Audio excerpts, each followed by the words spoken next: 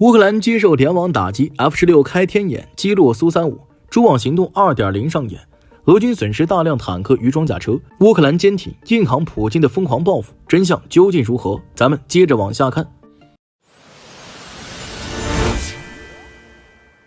1201天，这场旷日持久的战争早已模糊了胜利的边界，但在空中战场，一场划时代的撞击正在发生。2025年6月7号，乌克兰空军在库尔斯克方向宣布了一场令人侧目的胜利，成功击落了一架俄罗斯空天军的苏35。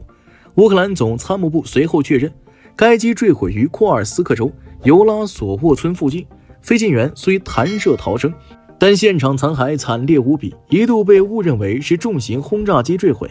而真正令战局震惊的，不只是这架战机的损失，而是击落它的方式。这是乌军首次以 F-16 战机平台发射 AIM-120 空对空导弹取得的战果。这不仅是一次精准打击，更是战略信号的释放。美式平台首次实战破敌，据多家乌克兰军事频道交叉验证，执行此次任务的为 F-16 布朗克20 MLU 型号战机。虽然这一型号本为冷战遗产，在技术上不敌最新一代苏式战机，但北约的数字补丁让它焕发新生。自5月31号起，该批 F-16 接入了 Link-16 战术数据链，具备与 E3 预警机、幻影2000战斗机以及地面爱国者防空系统的信息共享与火力协同能力，构建起了一个乌军此前从未拥有的联合空战系统。从纸面上的性能对比到实战中的反杀战果， F-16 这一仿佛二手战机的平台，终于撕开了俄空天军在战场上的空中压制幻象。苏35的坠落不只是一架飞机的损失，苏35在俄军空天体系中被誉为拳头中的尖刀，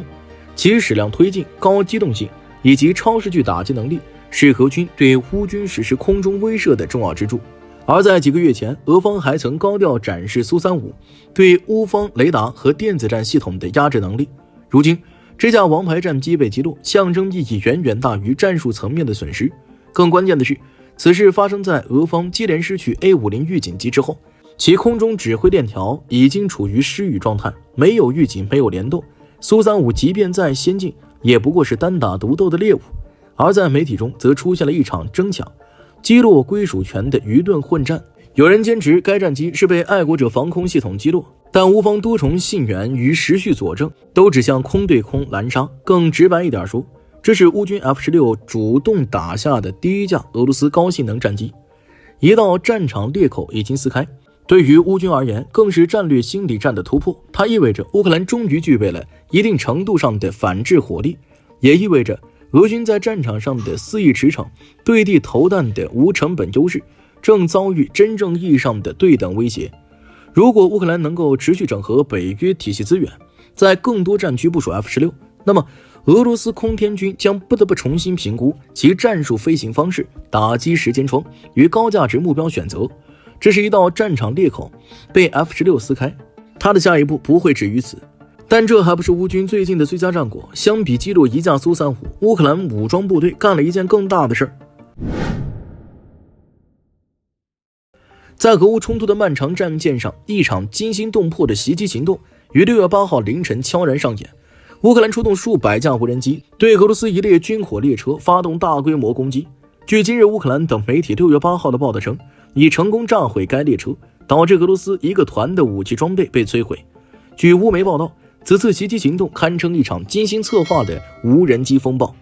这次行动又是由乌克兰安全局发起的，他们将数百架自杀式无人机巧妙地隐藏在伪装的运粮车上。至于蛛网行动中的套路如出一辙，这些运粮车随着列车一同行驶在俄控的乌克兰东南部顿涅茨克到扎波里日亚之间的铁路线上。当列车行驶至预定区域时，无人机从运粮车上倾巢而出，率先击中了机车，导致列车减速。随后更多无人机有条不紊地击毁了整列军列运载的大部分装备。乌克兰武装部队南部作战指挥部报告称，俄罗斯在此次袭击中损失巨大，大约一个团规模的军事装备和战争物资化为乌有，包括1辆铁路专列、13辆坦克、7门自行火炮、103辆汽车和装甲车，以及再有约 15.8 万到 17.2 万加仑燃料的10辆油罐车。从这些数据来看，此次袭击给俄军带来的打击不可谓不沉重。乌克兰在无人机轰炸行动中屡屡得手，而俄罗斯却防不胜防。这背后有着多方面的原因。乌克兰在战术运用上不断创新，将无人机隐藏在卡车车厢中进行攻击，这种战术具有极高的隐蔽性和突防性，俄军很难提前察觉到无人机的存在，更无法及时做出有效的防御措施。而且数百架无人机同时发动攻击，形成了一种强大的无人机风暴，让俄罗斯军队的防御系统难以应对。其次，乌克兰情报部门发挥了重要作用，在6月2号，北约军事人员就预言了此次袭击，这表明乌克兰情报部门可能提前获取了和军火列车的运输路线、时间和装备配置等关键信息。通过精准的情报支持，乌克兰能够有针对性策划和实施袭击行动，大大提高了袭击的成功率。就像蛛网行动中，乌军依靠星链采集信息，最终完成了几千公里的渗透与袭击。此外，乌克兰在无人机技术方面也有一定的优势，自杀式无人机具有成本低、操作灵活、攻击精度高等特点。乌克兰能够大规模的使用这种无人机，更重要的是，乌军在使用无人机上已经形成了一定的体系。与以往的情况不同，俄罗斯国防部没有回应该信息，但有亲俄军事博主发文承认，我们的情报部门又一次犯下了令人难以置信的错失，再保持沉默已经没有任何意义了，简直就是蛛网行动 2.0。 最后咱们再来看看普京的反击。鉴于蛛网行动的成功，俄罗斯损失了那么多轰炸机和预警机，难以修复，甚至根本就无法补充，承受了巨大损失的克宫终于开始报复了。6月6号凌晨，乌克兰全境拉响了防空警报，可以确定俄军本轮对乌克兰的大规模空袭会攻击军事目标，但负担伤害过于广泛，鉴于油管的规则，大兵就不展开详细说了，只挑一些不是太过分的聊聊。俄军此次袭击中，一枚制导炸弹击中了赫尔松州行政大楼，最初还以为是俄军打偏，但随着俄军对大楼进行了补刀，大兵意识到这是故意的。赫尔松州议会副主席尤里富伯列夫斯基表示，这完全属于恐怖主义行为，州行政大楼早已弃用多时，该建筑屡遭炮击，根本不属于军事或民心决策中心，俄军只为摧毁显眼目标，竟对周边居民视若无睹。乌军总参谋部发布的战报显示，俄军在此次空袭中发射了总计407架自杀式无人机、38枚巡航导弹和6枚弹道导弹，乌军成功拦截干扰了其中的406个目标。俄军本轮空袭的成功率偏低，强度也不大，以至于有支持特别军事行动的博主称，克宫不是在报复，而是在自卫。